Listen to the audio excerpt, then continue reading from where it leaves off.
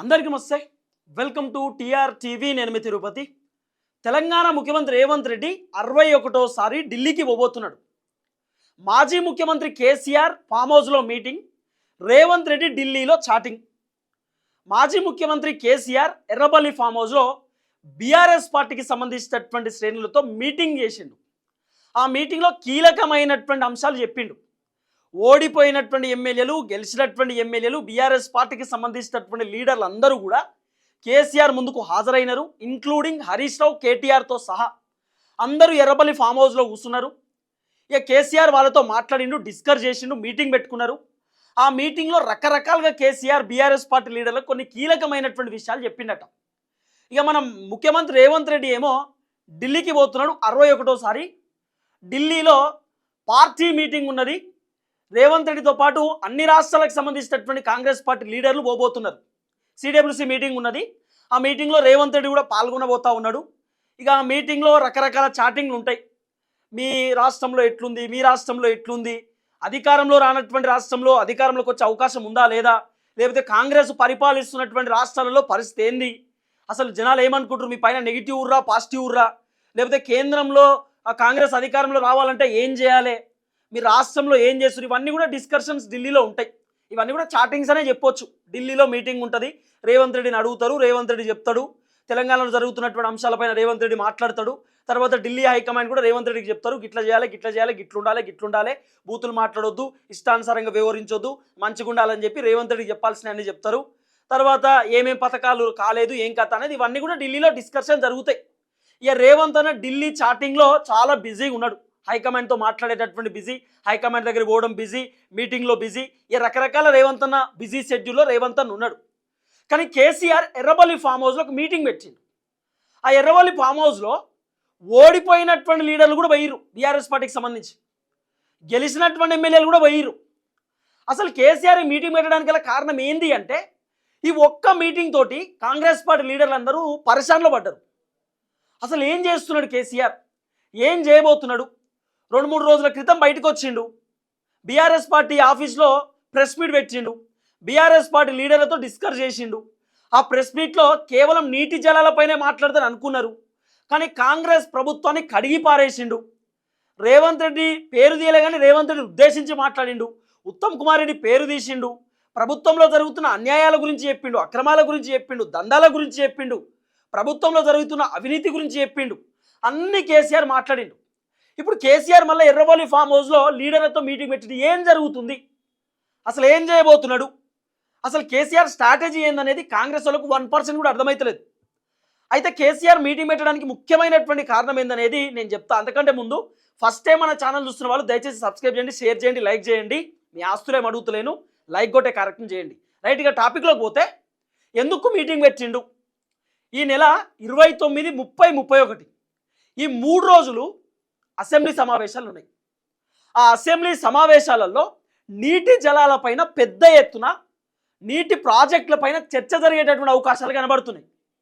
మరి ఈ నీటి జలాలకు సంబంధించినటువంటి వ్యవహారంలో ఆంధ్రాలో ఒక ప్రాజెక్టు కడుతున్నారు. ఆ ప్రాజెక్టు గోదావరి నీళ్లు పోతాయి.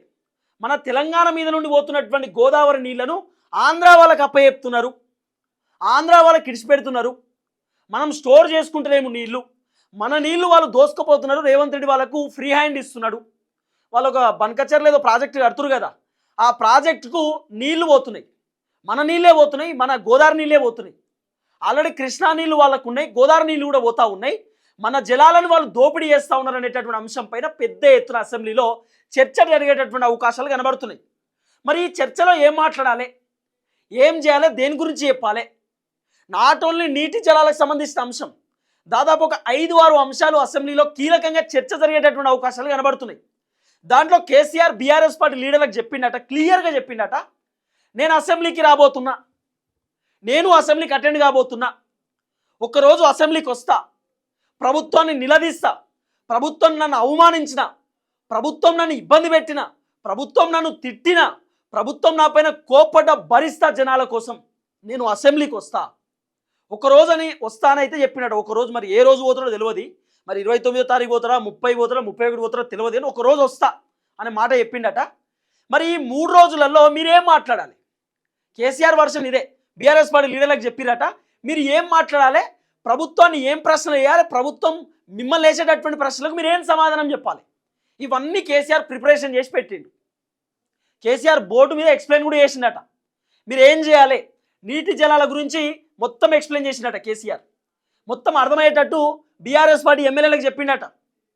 గోదావరి నీళ్లు అటెట్లా పోతా ఉన్నాయి, మనం ఎన్ని ప్రాజెక్టులు కట్టినాం, ఎన్ని కోట్లు ఖర్చు పెట్టినాం, ఈ ప్రాజెక్టులో దోపిడీ ఎట్లా జరుగుతూ ఉంది, ఈ ప్రాజెక్టులో నీళ్ళు ఎందుకు పోతలేవు, ఈ ప్రాజెక్టులో ఉండాల్సినటువంటి నీళ్లు ఎటు తరలిస్తూ ఉన్నారు, ఎటు పోతా ఉన్నాయి, కాళేశ్వరం నుండి ఎక్కడెక్కడికి నీళ్లు రావాలి, ఎక్కడెక్కడికి నీళ్లు పోవాలనేటటువంటి ప్రతి అంశం పైన కేసీఆర్ క్షుణ్ణంగా పరిశీలించి చెప్పే కార్యక్రమం చేసినట్టు బీఆర్ఎస్ పార్టీ లీడర్లకు 2-3 అంశాలపైన అసెంబ్లీలో చర్చ నడిగేటటువంటి అవకాశం కనబడతా ఉన్నది.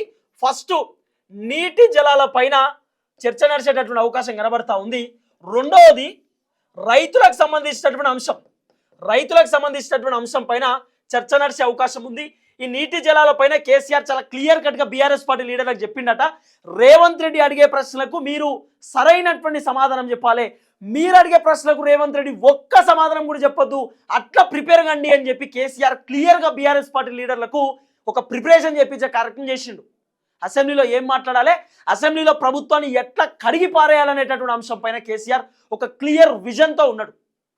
ఇక మన రేవంత్ అన్న బుక్లెట్లు తయారు చేయించిండు. ఒక బుక్లెట్ పేపర్ ఉంటుంది కదా, ఆ తయారు చేయించి ఒక ఫైలు, ఆ ఫైల్ అన్నీ మంత్రులకు ఇచ్చిరట, మంత్రులకు ఎమ్మెల్యేలకు పంచిర్రు. ఇగో ఇవన్నీ చదువుకోరి, బాగా ప్రిపేర్ కారి, ఇదే చర్చ ఉంటుంది, ఈ క్వశ్చన్లు మనం బీఆర్ఎస్ వాళ్ళని అడుగుతాం, బీఆర్ఎస్ వాళ్ళు ఏమైనా ఆన్సర్ చెప్తే మళ్ళీ ఇదే క్వశ్చన్లు అడగాలి, ఇదే మీరు ప్రిపేర్ కారని చెప్పి రేవంత్ అని ఒక బుక్లెట్ తయారు చేయించి అదే పేపరు, అదే ఆ బుక్లెట్ పేపర్ ఉంటుంది కదా, ఆ లోపల ఏది ప్రాజెక్టుల గురించి వివరించడానికి, క్వశ్చన్లు అడగడానికి ఉంటాయి కదా, అవన్నీ నిపుణులతో మాట్లాడి నిపుణులతోటి ఒక బుక్లెట్ తయారు చేయించండి, ఏదో ఒక 50 పేజీలో 100 పేజీలో తయారు చేయించి అది మంత్రులకు ఎమ్మెల్యేలకు ఇచ్చినాడు. ఇవన్నీ చదువుకోర్రి, ఇవన్నీ మీ దగ్గర పెట్టుకోర్రి, హరీష్ రావు, కేటీఆర్, బీఆర్ఎస్ పార్టీ లీడర్లు, కేసీఆర్ అడిగే ప్రశ్నలకు మనం ఇవి సమాధానం చెప్పాలి, మనం అడిగే ప్రశ్నలు ఇవి, వాళ్ళు ఏమైనా సమాధానం చెప్పుకొని అట్లా ఒక తయారు చేసి పెట్టిండు అన్న. కానీ కేసీఆర్ మాత్రం ఒక విజన్ తోటి ఉన్నాడు, ఎట్లా ముందుకు పోవాలి, ఏం చేయాలి, వాళ్ళు అడిగే ప్రశ్నలకు మనం ఏం సమాధానం చెప్పాలి, ఇవన్నీ కేసీఆర్ క్లియర్గా ఎక్స్ప్లెయిన్ చేసి మరి చెప్పిండట. రేవంత్ అన్నేమో చాటింగ్, ఎంతసేపు మంత్రులను పిలవాలి, షాటింగ్ చేయాలి, వాళ్ళతోటి షాటింగు మీటింగు అంతే. మంత్రులతో షిట్ షాట్ ఏంది, షాటింగ్ ఏంది, ఈ పేపర్లు ఇవి చదువుకోరి, ఇదే మాట్లాడాలి అసెంబ్లీలకు అంతే. ఇప్పుడు ఢిల్లీలో చాటింగ్ అన్న, కేసీఆర్ మీటింగు, రేవంత్ అన్న ఢిల్లీలో చాటింగు. ఇప్పుడు ఢిల్లీలో మీటింగ్ పెడుతున్నాడు రేవంత్ అన్న, మీటింగ్ అటెండ్ అవుతుండు, అది చిట్ చాటు, కాంగ్రెస్ సమావేశం, చిట్ చాటు సెంట్రల్ స్థాయి సమావేశం అన్నప్పుడు ఇది ఆ చిట్ చాటుకు పోతున్నాడు అన్న. ఒకటి, రైతులకు సంబంధించినటువంటి వ్యవహారంలో యూరియా బత్తాల గురించి చర్చ నడిచేటటువంటి అవకాశం కనబడతా ఉంది అసెంబ్లీలో, రైతు భరోసా గురించి చర్చ నడిచేటటువంటి అవకాశం కనబడతా ఉంది. తర్వాత 500 రూపాయల పంట బోనస్ గురించి చర్చ నడిచే అవకాశం ఉంది. 12,000 రూపాయల కౌలు రైతులకు ఇస్తా అని చెప్పినటువంటి డబ్బుల పైన ప్రధానంగా చర్చ నడిచేటటువంటి అవకాశం కనబడతా ఉంది. కొనుగోలు కేంద్రాల పైన అసెంబ్లీలో చర్చ నడిచేటటువంటి అవకాశాలు కనబడతా ఉన్నాయి రైతు భరోసాకు సంబంధించి. తర్వాత కాంగ్రెస్ 6 గ్యారెంటీలకు సంబంధించినటువంటి వ్యవహారంలో కూడా అసెంబ్లీలో ఒక చర్చ నడిచేటటువంటి అవకాశం ఉంది. ఈ 6 గ్యారెంటీలో కాంగ్రెస్ ప్రభుత్వం ఈ 2 సంవత్సరాలలో ఏం చేసిర్రు, ఎక్కడ దాకా చేసిర్రు, ఏమైందనేటటువంటి ఒక చర్చ కూడా నడిచే అవకాశం ఉంది. దీంట్లోనే ఒకవేళ బీఆర్ఎస్ పార్టీ వాళ్ళు రేజ్ చేస్తే ఫ్యూచర్ సిటీ గురించి రేజ్ చేయవచ్చు, ఈ ఫ్యూచర్ సిటీ గురించి రేవంత్ అన్న 5 లక్షల కోట్లు 10 లక్షల కోట్ల ఎంఓయూలు కుదిరినాయి, మల్టీనేషనల్ కంపెనీలు రాబోతున్నాయి, మన హైదరాబాద్ డెవలప్మెంట్ కాబోతుంది, ఫ్యూచర్ సిటీ కాబోతుంది అని చెప్పి ఒక మీటింగ్ పెట్టిండు. ఆ మీటింగ్కి 150 కోట్ల రూపాయలు ఖర్చు పెట్టిండు. మరి ఈ పైసలు ఖర్చు పెట్టి ఎన్ని ఎంఓయూలు కుదిరినాయి, ఎన్ని కంపెనీలు వచ్చినాయి, ఎంతమందికి ఉద్యోగాలు వచ్చినాయి అనేటటువంటి అంశం పైన కూడా బీఆర్ఎస్ పార్టీ వాళ్ళు ఒక క్వశ్చన్ రేజ్ చేయవచ్చు. తర్వాత ఫ్యూచర్ సిటీతో పాటు మూసీ సుందరీకరణ గురించి కూడా కొంత అసెంబ్లీలో చర్చ నడిచేటటువంటి అవకాశాలు కనబడుతున్నాయి. ఇవన్నీ అంశాలు కేసీఆర్ చెప్పినట్టు ఎర్రబల్లి ఫామ్ హౌస్లో ఫ్యూచర్ సిటీ గురించి, తర్వాత మూసీ గురించి, తర్వాత మెస్సీ ఫుట్బాల్ గురించి, పిల్లల ఫుడ్ పాయిజన్ల గురించి, తర్వాత రైతులకు సంబంధించిన వ్యవహారం, మహిళలకు సంబంధించినటువంటి 2,500 కానివ్వండి, తులం బంగారం కానివ్వండి, ఇవన్నీ అంశాలపైన అసెంబ్లీలో ప్రభుత్వాన్ని నిలదీయండి, అసెంబ్లీలో ప్రభుత్వాన్ని కడిగిపారేయండి, అసెంబ్లీలో ప్రభుత్వాన్ని బుద్ధి చెప్పండి. ఇది చాలా క్లియర్గా కేసీఆర్ చెప్పిండట. మన రేవంత్ అన్నేమో ఇటు కేసీఆర్ మీటింగ్ పెట్టి లీడర్లందరితోటి ఏం చెప్పాలి ఏందని చెప్పి ఆయన స్ట్రాటజీ పెడుతుండే, మన రేవంత్ అన్న 61 సారి ఢిల్లీ షాటింగ్ పోతుండు. షాటింగ్కి ఢిల్లీలో మీటింగ్ ఉన్నది, కాంగ్రెస్ పార్టీకి సంబంధించినటువంటి మీటింగ్. అదేంది, రేపు జరగబోయే కాంగ్రెస్ వర్కింగ్ కమిటీ సమావేశంలో పాల్గొననున్న రేవంత్. కాంగ్రెస్ వర్కింగ్ కమిటీ సమావేశం ఉంది. ఆ వర్కింగ్ కమిటీ సమావేశానికి రేవంత్ అన్నతో పాటు పిసిసి అధ్యక్షుడు మహేష్ కుమార్ గౌడ్, బట్టెన్న, ఉత్తమ్ కుమార్ రెడ్డి పోయే అవకాశాలు కూడా ఉన్నాయి. 61సారి ఢిల్లీకి పోతున్నా అన్న. ఇక్కడ ఏం కావాలంటే ఢిల్లీలో చాటింగ్ చేయాలి అంతే. ఇక్కడ ఏం కావాలన్న, ఇగో మేము విద్యార్థులకు నిరుద్యోగులకు మేము ఉద్యోగాలు ఇస్తున్నాం, జాబ్ నోటిఫికేషన్ అనౌన్స్ చేస్తామంటే ఢిల్లీ ఓకే చెప్తే అనౌన్స్ చేయాలి. మహిళలకు 2500 ఇవ్వబోతున్నామని చెప్పి ఢిల్లీ ఓకే చెప్తే ఇక్కడ రేవంత్ అని ఇవ్వాలి. రేపు రైతు బంధు ఇద్దాం అనుకుంటున్నామని ఢిల్లీలో రేవంత్ అని చెప్తే ఢిల్లీ ఓకే అంటే ఇక్కడ ఇవ్వాలి. అంటే ఇక్కడ తెలంగాణలో ఏం పని చేయాలన్నా ఢిల్లీలో ఓకే చెప్పాలి. ఇక్కడ చాటింగ్ ఉంటుంది, వాళ్ళేమో ఓకే చెప్పాలి. అంటే రేవంత్ అన్న ఇక్కడికి వెళ్ళి బౌలింగ్ చేస్తే అక్కడికి వెళ్ళి ఢిల్లీలో రాహుల్ గాంధీ బ్యాటింగ్ చేస్తాడు. ఈయన బాల్ ఇస్తుంటే అక్కడ బ్యాట్తో కొడతాడు.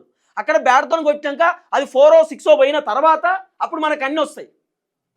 ఇంత ఘోరంగా ఉంటుంది ఆ పరిస్థితి. అందుకే కేసీఆర్ మీటింగ్ పెట్టి అన్ని అంశాలపైన మాట్లాడమన్నాడట. ఇంద్రమ్మ ఇండ్లు, కొత్త రేషన్ కార్డులు, అన్ని గురించి మాట్లాడుర్రి. కేసీఆర్ కట్టిన డబుల్ బెడ్రూమ్లను కాంగ్రెస్ పార్టీ కలర్ లేపించుకొని వీళ్ళు ఇంద్రమ్మ ఇండ్లను పెట్టుకున్నాడు, అది కూడా మాట్లాడుర్రు అన్నారట. రకరకాలుగా ఉన్నాయి. అసెంబ్లీలో అన్ని చర్చలు నడవచ్చు, కానీ అసెంబ్లీకి కేసీఆర్ రాబోతున్న అనేది ఒక పెద్ద చర్చ. కేసీఆర్ రాబోతున్నాడు అసెంబ్లీకి. మరి ఏ రోజు వస్తాడో తెలియదు, కానీ ఒక రోజు రాబోతుండు. మరి ఆ ఒకరోజు నీటి జలాలపైన మాట్లాడే రోజే వస్తాడేమో అనేది ఒక పెద్ద చర్చ.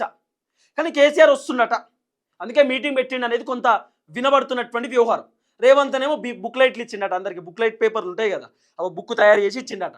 ఇదే చదువుకోర్రి, ఇవే ఉంటాయి, ఇదే అసెంబ్లీలో మనం మాట్లాడబోయేదని చెప్పి అందరికి ఇచ్చారట. వాళ్ళు చదువుకునేటట్టు ఇప్పుడు ఎమ్మెల్యేలు, కాంగ్రెస్ పార్టీ వాళ్ళు. ఇది చర్చ. చూద్దాం ఏం జరగబోతుందో. అందరికి నమస్తే, థ్యాంక్ యూ సో మచ్. జై తెలంగాణ.